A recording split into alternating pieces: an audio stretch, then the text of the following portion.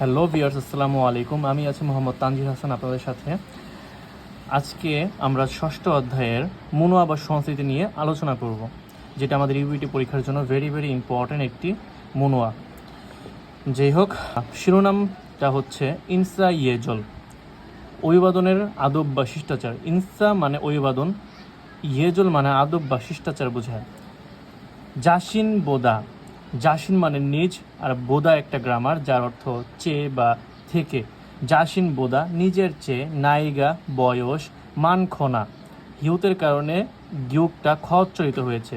মান খনা, মান মানে বেশি, গনা মানে অথবা। মান খনা বেশি অথবা। ঝিউইগা নফুন সারামগুয়া, ঝিউই মানে পদ বা পদবী, আর গাটা এখানে পার্টিকেল। নফুন মানে উঁচু বা উচ্চ, সারাম গোয়া মানুষের সাথে। এই গোয়াটা সাথে বা একসাথে অর্থে উচ্চারিত হয় বা ব্যবহৃত হয়। ওয়া গোয়া হাগো, এই তিনটা যখন একসাথে, এই তিনটা যখন আর কি কোনো ওয়ার্ডের সাথে বসবে তার অর্থ সাথে বা একসাথে বোঝায়। ঠিক আছে ভাই। ঝিউইগা নফুন সারাম গোয়া পদবী উচ্চ মানুষের সাথে। ইনসা হালতে, এখানে উল বা রিউলতে গ্রামারটা ব্যবহৃত হয়েছে যার অর্থ করার সময়ে। ইনসা মানে অভিবাদন, হাদা থেকে হালতে করার সময়ে। ইনসা হালতে অভিবাদন করার সময়। তাহলে লাইনটা দাঁড়ালো এরকম: জাসিন বোদা নিজের চেয়ে, নায়িকা বয়স, মানখনা বেশি অথবা, ঝিউইগা পদবী, নফুন সারামগুয়া উঁচু মানুষের সাথে বা পদবী উচ্চ মানুষের সাথে। ইনসা হালতে অভিবাদন করার সময়ে আমরা কিভাবে অভিবাদন করব? এভাবে হাত দু হাত একসাথে রেখে মাথা একটু নিচু করে কোমরটা কুজু করে অভিবাদন করব। ঠিক আছে ভাই। তারপরে থম মানে প্রথম বা প্রথমবার, মান্নানুন দেখা করার, সারাম গোয়া মানুষের সাথে, ইনসা হালতে অভিবাদন করার সময়ে আমরা কীভাবে অভিবাদন করব? এভাবে দুই হাত বাড়িয়ে দিব, দুই হাত একসাথে হ্যান্ডশেক করার মতো আর কি আমরা অভিবাদন করতে পারবো। তারপর যদি যাই, ঝিকচাং থংনিও না, ঝিকচাং মানে কর্মস্থল। ঝিকচাং মানে কি ভাই? কর্মস্থল। এখানে গিউকের পরে যেহেতু জিউত আছে সেক্ষেত্রে এটা চচ্চরিত হয়েছে। ঝিকচাং কর্মস্থল। থংনিও, অনেকে কিন্তু উচ্চারণ করে থংরিও, যেটা সম্পূর্ণভাবে ভুল। থংনিও, ঠিক আছে। থংনিও, থংনিও মানে সহকর্মী। থংনিও মানে কি ভাই? সহকর্মী। ঝিকচাং থংনিও কর্মস্থলের সহকর্মী। এখানে ইনা ব্যবহৃত হয়েছে। ইনা অর্থ অথবা। ইনা কি ভাই? অর্থ অথবা।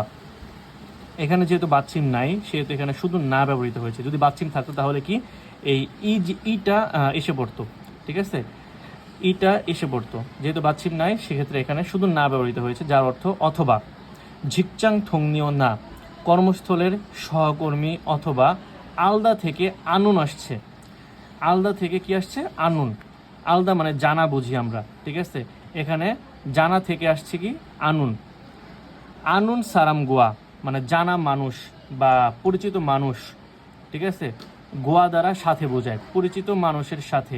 ইনসা হালতে অভিবাদন করার সময়।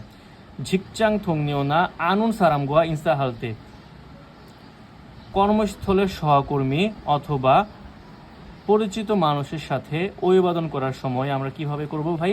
এভাবে হাত সমানভাবে রেখে একটু মাথা নিচু করে অভিবাদন করব। তারপরে যদি আসি, জাসিন বোদা নিজের চেয়ে, নায়িকা বয়স, অরিগোনা ইয়াং অথবা। অরি বা অরিও মানে হচ্ছে ইয়াং বা তরুণ বোঝায়। গনা মানে অথবা। অরিগোনা মানে ইয়াং অথবা। ছিনহান মানে ঘনিষ্ঠ। ছিনহানের আরেকটা সমস্ত শব্দ হচ্ছে ছিনগুন। ঠিক আছে, এটা আমি পরবর্তীতে পাবো। ছিনহান মানে ঘনিষ্ঠ। সারাম গোয়া মানুষের সাথে। ইনসা হালত অভিবাদন করার সময়। জাসিন বোদা নিজের চেয়ে, নায়িকা বয়স, অরিগোনা ইয়াং অথবা। ছিনহান ঘনিষ্ঠ। সারাম গোয়া মানুষের সাথে। ইনসা হালতে অভিবাদন করার সময় আমরা কিভাবে করব? হাত নেড়ে। ঠিক আছে, আমরা হাত নেড়ে অভিবাদন করতে পারবো আর কি। কিন্তু এই হাত নেড়ে অভিবাদনটা আবার সব ক্ষেত্রে জায়েজ না, মানে সব ক্ষেত্রে আমরা করতে পারবো না চাইলেই, সেটা বেয়াদবি হয়ে যাবে। যেমন প্রথমবার দেখা হওয়া মানুষের সাথে আমরা যদি এভাবে হাত নেড়ে অভিবাদন করি, এটা কোরিয়াতে বেয়াদবি হিসেবে উল্লেখযোগ্য বা সাব্যস্ত হয়। ঠিক আছে, তো আমরা চেষ্টা করব যখন আমরা ঘনিষ্ঠ মানুষের সাথে অভিবাদন করব বা বয়সে ছোট মানুষের সাথে অভিবাদন করব, তখন আমরা হাত নেড়ে অভিবাদন করব, সমস্যা নেই। কিন্তু এই জিনিসটা অবশ্যই মানতে হবে যে বয়সে বেশি বা প্রথমবার দেখা হওয়া মানুষের সাথে বা সহকর্মী মানুষের সাথে আমরা চাইলেই হাত নেড়ে অভিবাদন করতে পারি না। এটা কোরিয়াতে এটা বেয়াদবি হিসাবে সাব্যস্ত হয়।